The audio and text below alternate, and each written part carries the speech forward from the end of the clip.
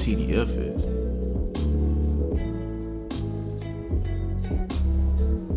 What do you mean you don't know what TDF is? It's to die for. What's good, y'all? It's your boy Def Finesse. I'm back at y'all, man. Today we gonna do something a little different.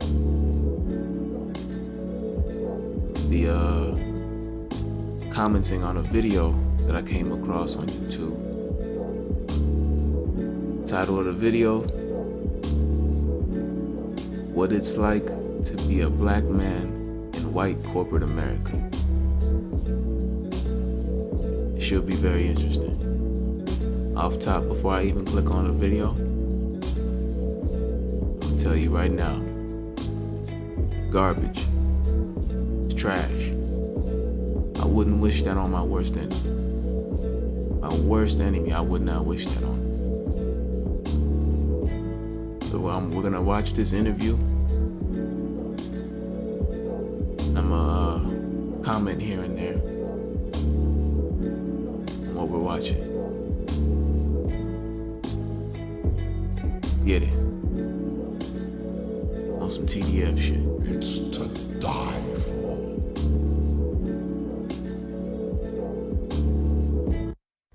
Today's topic is another race relations conversation, and I'm in the studio today with my friend Alan Parr. We're talking today about this. All right, before we even listen to what this so-called black man right here has to say, I want y'all to go ahead and comment. Just off of the first impression, just off of just looking at him. Do you guys think this is an Uncle Tom or what I call a pet Negro?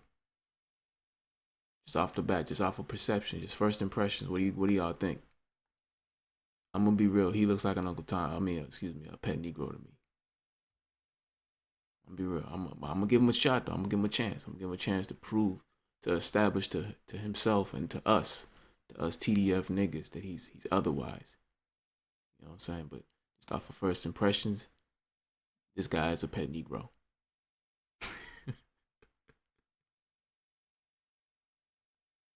This idea of being a black man in the workplace. Yeah. How is that any different than me being in the workplace? Is it really that big of a Oh deal? man, so we starting off already with this, white boy?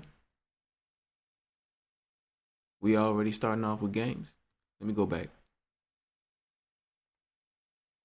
This conversation, and I'm in the studio today with my friend Alan Parr. We're talking today about this idea of being a black man in the workplace. Yeah. How is that any different than me being in the workplace? Is it really that big of a deal? Yeah. Already, the white boys are already starting off with games. This idea of being a black man in the workplace. Now, hold up. How is being a black man in the workplace, how is that an idea? Either you are a so-called black man in the workplace or you're not. So what the fuck is this guy talking about?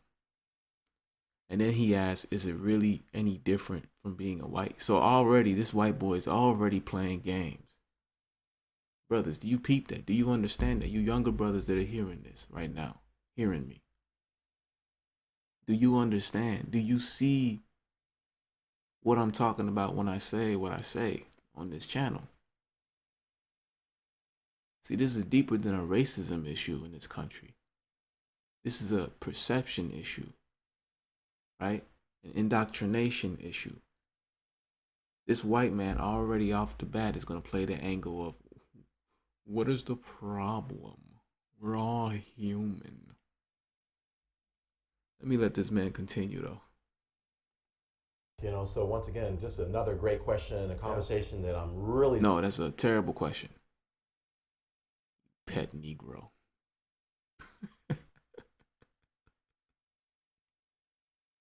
I thought you were one of us. super excited about, because, you know, having more of these conversations really help both sides really... Wrong. Having these conversations does not help anybody. I'm going to say it again. Having these conversations does not help anybody. So you run to the white man and you complain to him and talk to him about how hard it is to be a a so-called black man in his system. And what is he supposed to do about it? He's supposed to switch his system up for you, make his system quote unquote equal for you, put you in a position where you can take over his system if you wanted to. See, as a man, when you have a problem, you sit your ass down and you come up with a solution. And if you can't come up with a solution by yourself, you surround yourself with other men who are faced with the same problem. And then you guys collectively come up with a solution. You don't run to the quote unquote oppressor or the one that's giving you all these problems. You don't run to the person that's causing all these problems and complain to them. No, there is no conversation, no dialogue that needs to be had. Brothers, don't ever let nobody finesse you into believing you're supposed to sit at that table, that kumbaya table, that proverbial kumbaya table, with the white girls and the white boys and the Mexicans and the so-called Asians and the so-called Middle Eastern folks. And you sitting up there and you complaining, you telling them how hard your life is. This guy is a pet Negro. I gave him a shot. You can't tell me I didn't give him a shot. Hold on, how far did we get in? 25 seconds into the video. And I'm already peeping the game. Pet Negro. Let's let this pet Negro continue. Each other a lot better. Yeah. So there is this phrase that is kind of really popular in the African American context, and it's this idea of double consciousness. And if I mention that to white people, they may be like, "What does that mean? I've never heard of that." Right? No, I've never heard of it. Right. Yeah. Exactly. So if you Google it, you'll see that double consciousness is this idea that as an African American male, we have to be able to exist. And not only exist, but to really thrive in two totally different cultures. So for instance, and give you an example, if I were to go to a barbecue or a family reunion with my friends or my family or one of my... If I was to go to a barbecue with my homeboys, with my dogs, my homies, man, get this pet Negro out of here. Listen, in a roundabout way, this is what he's getting at. As a so-called black man in this country, you gotta peek the game and finesse accordingly. Now allow me to elaborate.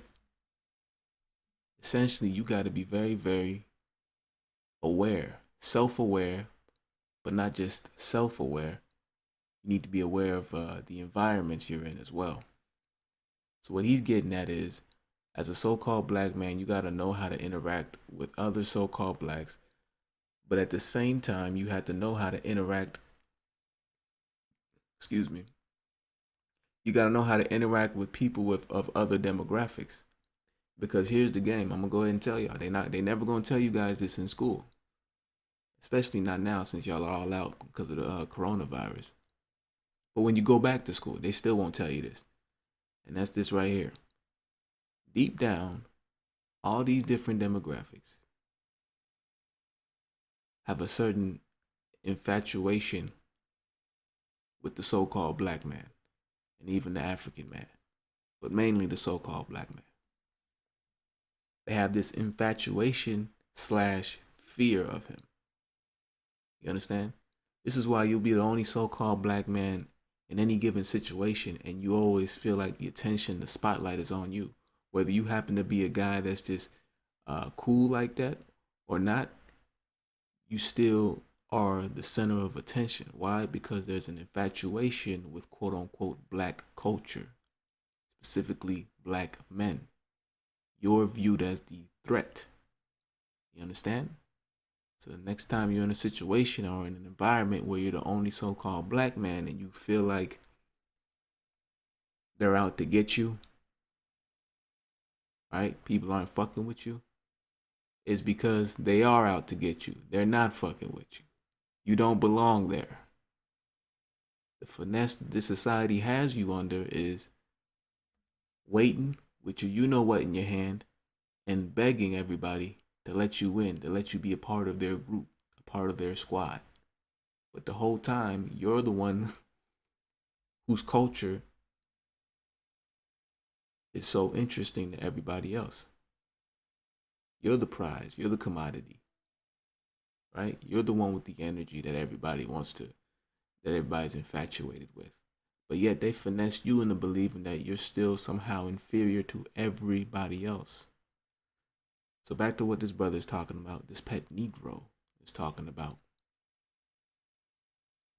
He's talking about having to adapt to different environments, having to switch it up, having to be what? Deft.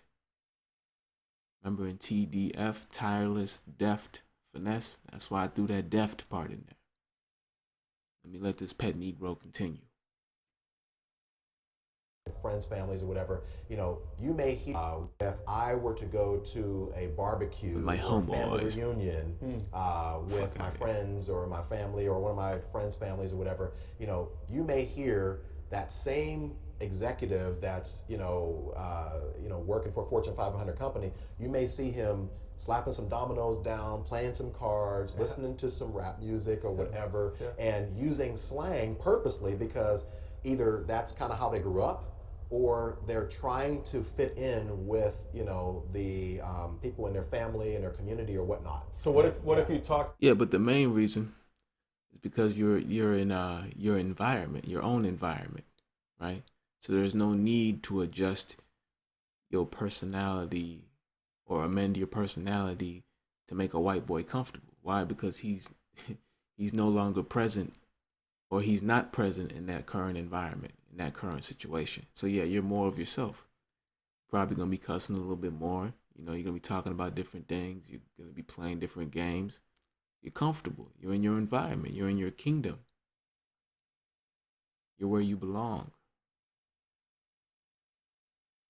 Like you Either that's kind of how they grew up, or they're trying to fit in with the people in their family and their community or whatnot. So what if you talk like you would at work in that setting?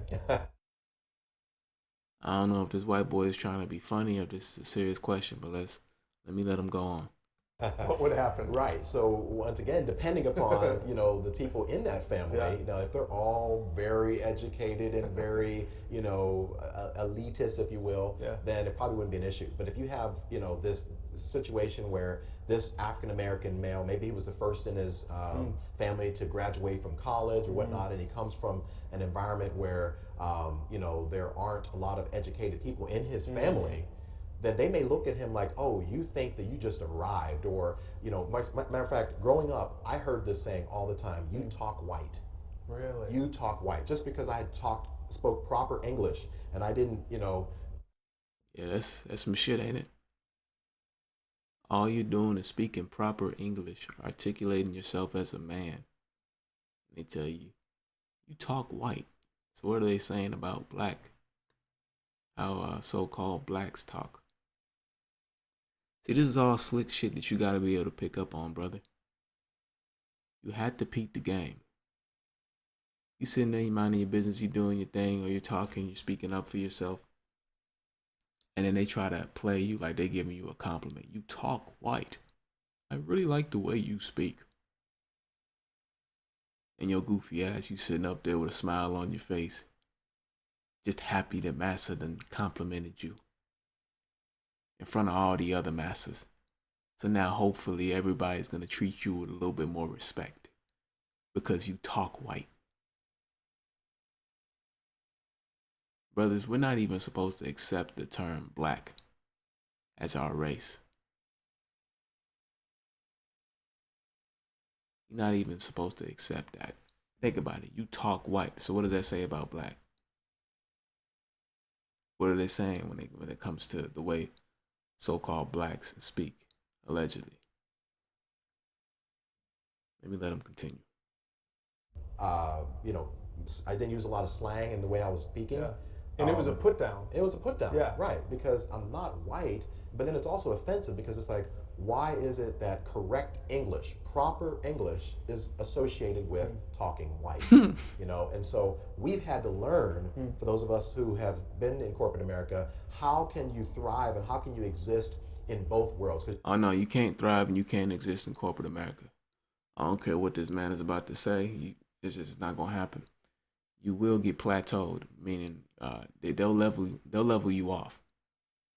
You're not rising to the top in the white man's system. It's just not gonna happen. He's too smart. He's too shrewd. He's too calculated. He's too deft to allow somebody else to rise up in his system, especially somebody who he deems to be the enemy. What sense does it make for him to create a system and allow his quote unquote enemy to rise to the top in his system? It's not going to happen. This is why they have corporate America set up the way it's set up. Now, I personally haven't worked in corporate America, but I have worked in those fast food restaurants, in those warehouse jobs. I've been a valet runner before. So the overall dynamic is the same as far as how all these different demographics perceive and treat so-called black men. It's the same game that you're going to play. This brother right here just happens to play it in an office setting with cubicles and a coffee station, that sort of thing. Yeah, brothers, when you guys are in these kind of environments, your mission, your goal shouldn't be to rise up within the company. Your goal is to peep as much game as you possibly can, and then get the fuck on out of there and go build your own shit, go start your own shit, or go link up with somebody, another brother that's trying to start something up for the community. That's supposed to be where your mind is at. You trying to rise up in another man's system, a man that does not like you, a man that does not respect you, a man that was taught that your English is so bad that when you speak proper English with proper grammar, you are speaking white. This is the environment that this brother is in. And now he's going to try to tell you and me that he's got the game as far as how you play it, how you level up, how you beat it. There is no beating it, man. Let me let this pet Negro continue. Because you don't want to be shunned from your family. Yeah. You don't want to be put down there and be seen as some sellout black guy. Yeah. But then you also can't take that same slang that you talked, that you use in your family and your friends and whatnot at the barbecue, and then go to work and say, "Hey, yo, what's up, man? How you doing, man? I'm feeling all right, man." Because then you'll be. Oh, that's how blacks talk. Yo, what's up, man? I'm feeling all right, man. What's good, man? This pet Negro. Viewed as just another black guy. Yeah. How did he even get in here? Who hired him? Wait, listen to what he's saying. So he's low-key dissing his own people. Let's go back. That sort of thing. And go to work, and your family and your friends and whatnot at the barbecue, and then go to work and say, "Hey, yo, what's up, man? How you doing, man? I'm feeling all right, man." Because then you'll be viewed as just another black guy. So are you trying to tell me that if you don't do that, you won't be viewed as just another black guy?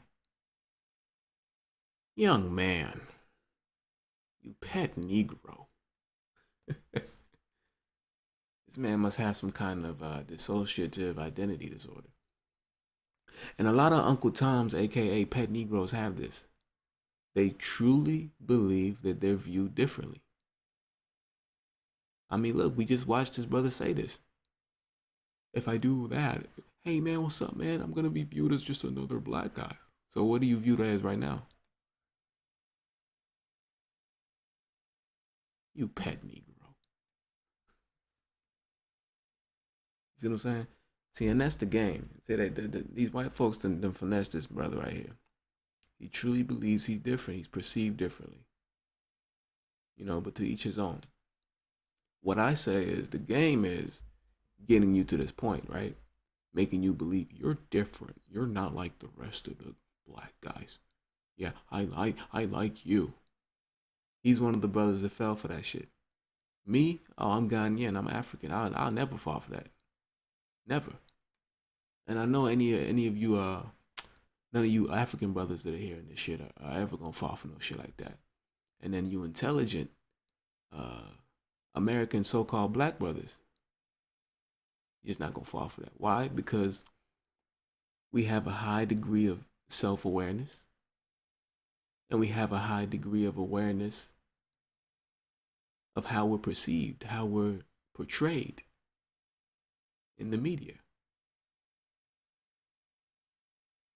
So with all that being said, you and I both know that there's absolutely nothing that you can do to stop a so-called white man from looking at you as just another black man, quote unquote. So if that's the case, your focus your focus can't be on proving yourself or establishing to all these different demographics, mainly the so-called white man, that you are not just another so-called black guy. You have to make your focus, you have to rewire your focus, redirect your focus into gathering as much knowledge as possible, gathering as much game as possible as far as how the system that you're in has been built, has been designed, the company, the infrastructure, all that shit, the software, everything. You got to get all that down. Once you get it down, you don't put in no 2 weeks notice. You stop showing up to work and immediately start building up your own shit. Or if you're really smart, you'll simultaneously build up your own shit, wait for it to pop, and then you'll just stop showing up to your corporate job. See, that's the game.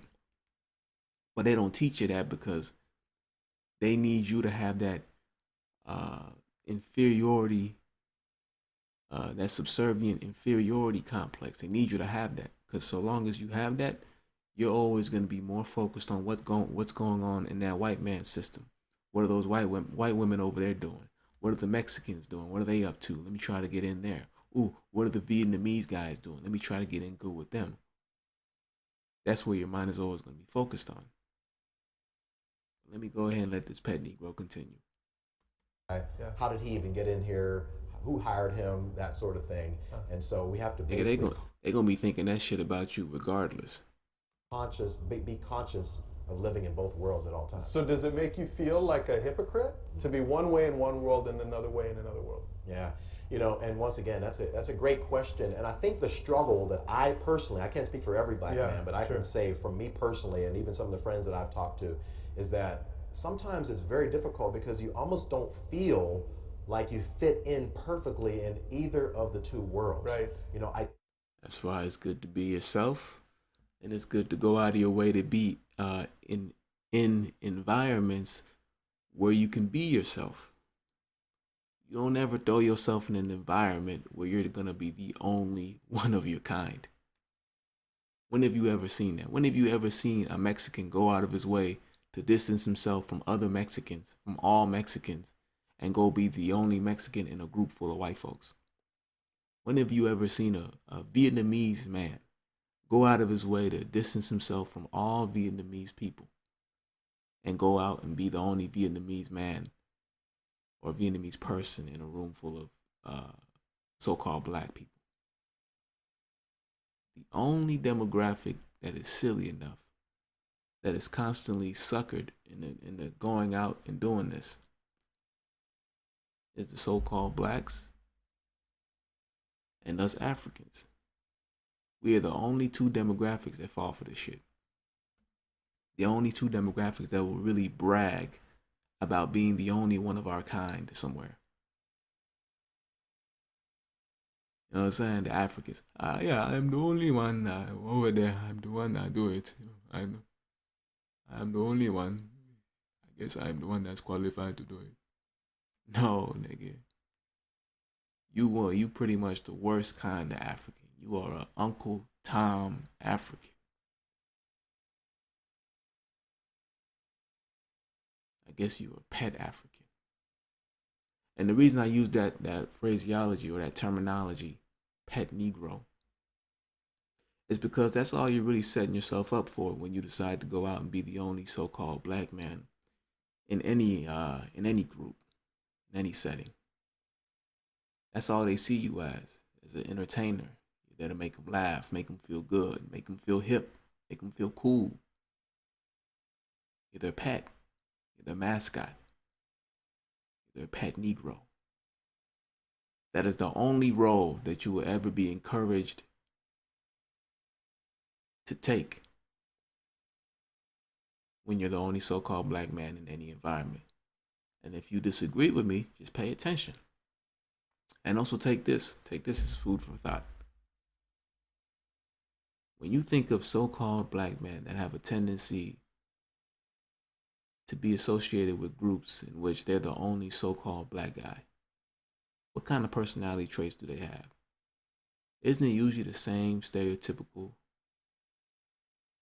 so-called black man that does that? Like this brother right here. He just tried to impersonate a so-called black man. He was talking about, what's up, man? Hey, man, what's going on, man? Fuck are you talking about? That's not black. I don't know any niggas that talk like that. Talking about living in both worlds. Boy, you live in one world. You in the corporate American, the corporate America world. That's where you're in. You're more in the white world than you are in the quote-unquote black world. Any so-called black man that I've ever known that had a tendency to surround themselves with whites or Mexicans or what have you, they all had the same personality traits. They were all the uppity, happy Negro, smiling harder than everybody else in the group. Why? Because they have to make sure they always constantly have to prove themselves to everybody in the group, prove that they're not a threat, prove that they're there to have fun. I'm not like the other black guys. You're right, you're not. You're a pet Negro. Let me let this brother continue, man. I hope this video is not too long. I don't, as a African American male who was raised by an educated mother and father, who taught me how to speak proper English and was stressing the importance of education and all those different things. It's like sometimes I don't feel like I fit in perfectly with the traditional black crowd because I don't use slang. I'd almost have to purposely change the way I normally talk to use purposeful slang to try to fit in with them. So I don't feel like that's naturally who I am, right? But then I also don't feel like I naturally fit in the white world simply because I'm just not white. I've not had those experiences or whatnot. And and there's also this idea as well, I might as well talk about this very quickly. There's this idea of white privilege, that once again, if I talk about that in the black context, we all know what that means. And it's the idea that, African Americans don't always get away with the same things or don't always have the same opportunities that are afforded to them in the white context. A perfect example of that would be the president of the United States, right? So the question we would have to all ask ourselves on an honest level would be this: if there was an African American man running for the presidency and he had multiple affairs, had said certain things about his daughter being beautiful and he'd marry his daughter. And see, this is the problem with the pet Negroes. They don't, brother, they're not like you and me. They don't understand the concept of rulership. Right? Let me give you guys an example. I'm Ghanaian, right? I am of the Ashanti people in Ghana. Me a Ghana need. Right? You go to Ghana, it's gonna be Ghanaians running Ghana. So if you're Nigerian and you go to Ghana and they're not fucking with you as much as they fuck with their own Ghanaians, how are you gonna turn around and call that shit Ghanaian privilege?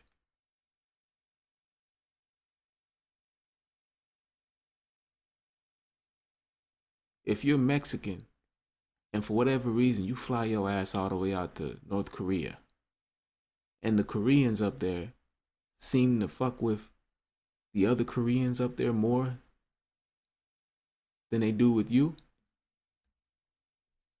how you gonna turn around and call that Korean privilege? See, every country has its power structure. Every country has its demographic that's in the driver's seat that's running shit. But see, America's finesse is marketing itself like we're here for everybody. We don't care what you are. We don't care what your religion is. It doesn't matter. We're all humans. You have a heart and I have a heart. You have two lungs and I have two lungs. We are humans. And then all these suckers eat this shit up, and then they sit on camera like this brother right here and say this goofy shit.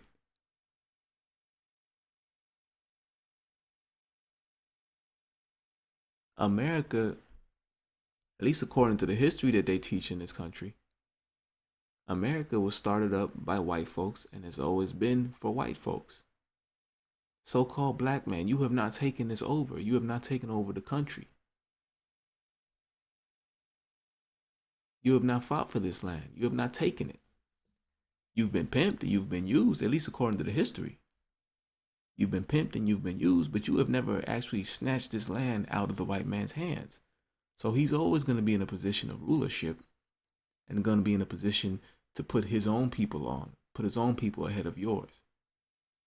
You can't turn around and call that white privilege.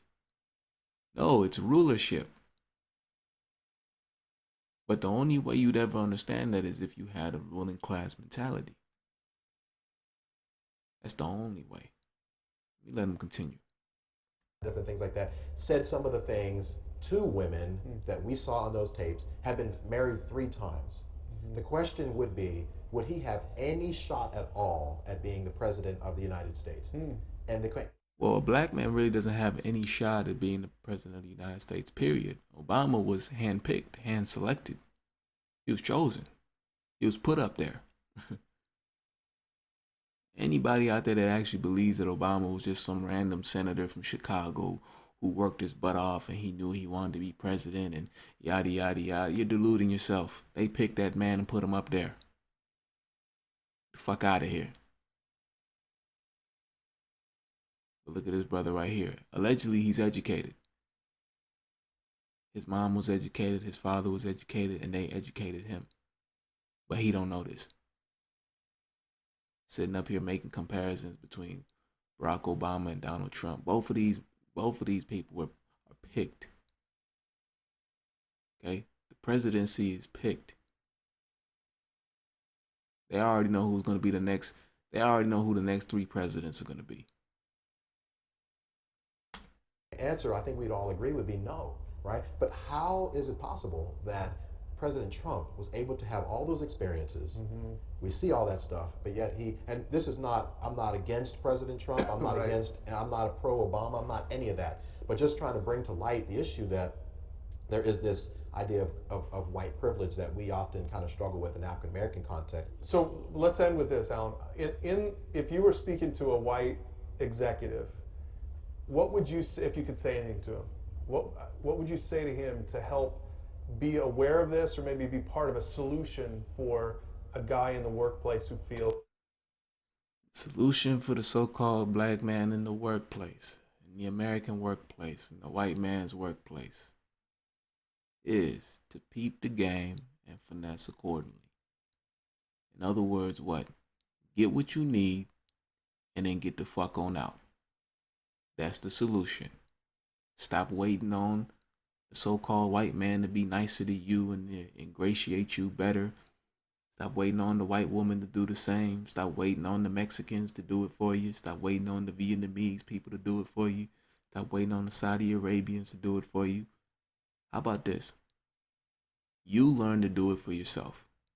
Whatever validation, whatever reaffirmation you're looking for from that white man, just start giving it to yourself from now on. Develop a sense of pride. Develop your confidence. Cultivate your gifts.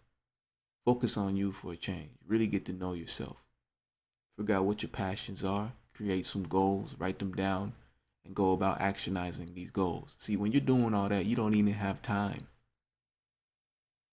You don't even have time to be worried about what somebody else of a demographic outside of your own thinks about you. And then when you get to that point, the game becomes learning how to really make the people around you give a fuck. Or learning how to make the people around you feel like you give a fuck. See, because once you go down that road, that path, where you're more concerned with yourself and your family, more concerned with your goals, your ambitions, your traditions, that energy, your energy is going to start to change. It's going to start to reflect off of you, exude off of you. And that's when people start to get offended.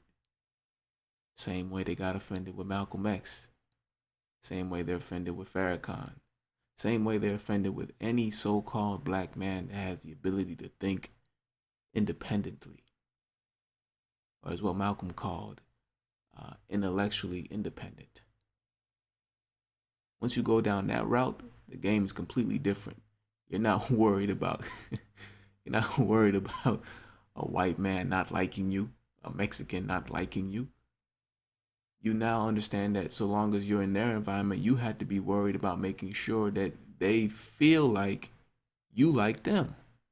Why? Because like I said at the beginning of the video, so-called black man, African man, we are the commodity. We are the prize. Our energy is the one that's most desired, right? Most likely to make people infatuated, mesmerizing, whatever you want to call it. It's our energy. White man walk into a room, nobody cares. Mexican man walk into a room, nobody's really gonna care. But a so-called black man or an African man walks into the room, doesn't say too much, just gets his job done and gets out. Everybody's gonna want to know his story. What kind of a black man is he? What kind of an African man is he? All the girls are gonna come out talking your head off. But none of them are ever really, truly, genuinely gonna respect you. And that's the Achilles heel. That's why I say, as a so-called black man, you gotta be focused on getting the game, getting the knowledge that you need to get to the next level, and then removing yourself from that situation that you're in, the toxically racist situation that you're in.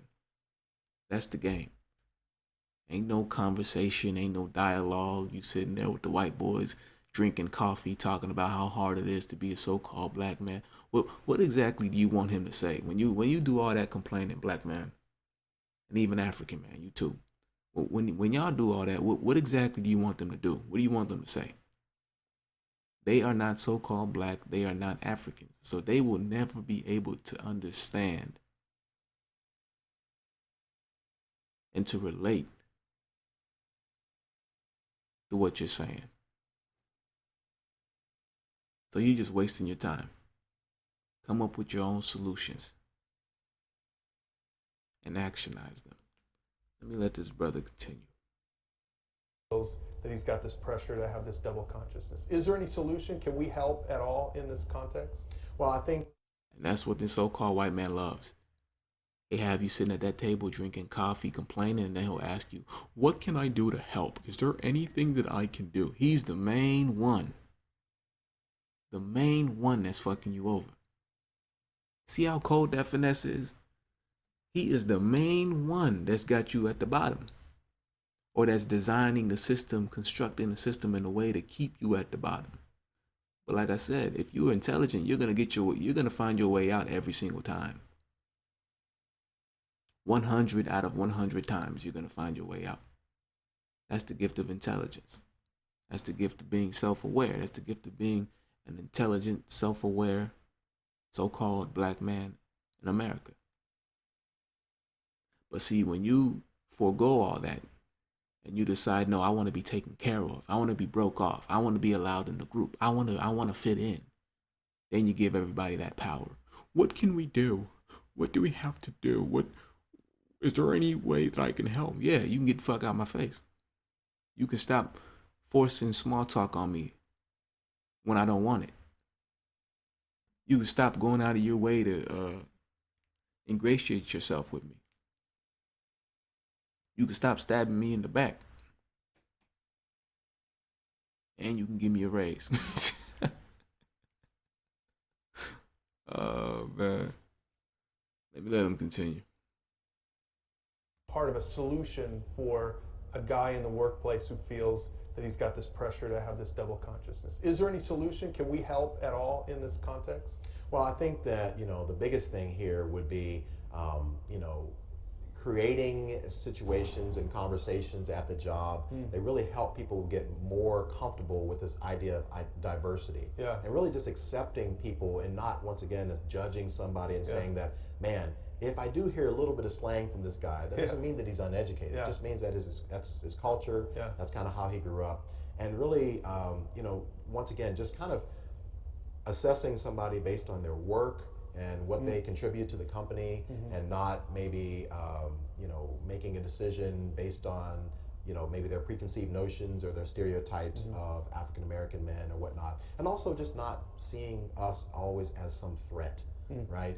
I mean, we're just basic guys trying to provide for our families just like anyone else, and Speak for yourself, sir. I ain't no basic guy. Shit, I'm the guy. I'm that nigga. Nah, but I get what he's saying. we just want a fair shot. If we're not the best guy for the job, then I don't want the job. I don't want to be given the job just because I'm black, because I'm some token and I want to, increase your diversity numbers. But if I am the best guy for the job, then I would hope that, everybody will be able to put down their barriers and, their preconceived notions and prejudices and say, man, this is the best guy for the job. Let's give him a shot. So you want to be welcomed at that table, right? You want to be able to drink the tea and, the coffee and eat the cupcakes with the white boys and the white girls at the job. Brothers, notice when the white man asked him, what can we do to help? All this brother was able to say was, in a nutshell, just whites need to be more comfortable with diversity. Now, if you sat in a situation, in multiple situations, where you realize that, hey, these different demographics aren't comfortable with diversity, then what does that tell you about the concept of diversity in the workplace, or diversity in schools, or just diversity in general? What should that tell you? Diversity is a finesse. They're playing you. They got you separated from your boys. They got each of y'all separated by yourselves in your own unique situation in which you're the only so-called black man. And then they can moderate you, control you pretty much. So the finesse is what? To throw that diversity shit out the window. Link up with your boys. Allocate resources.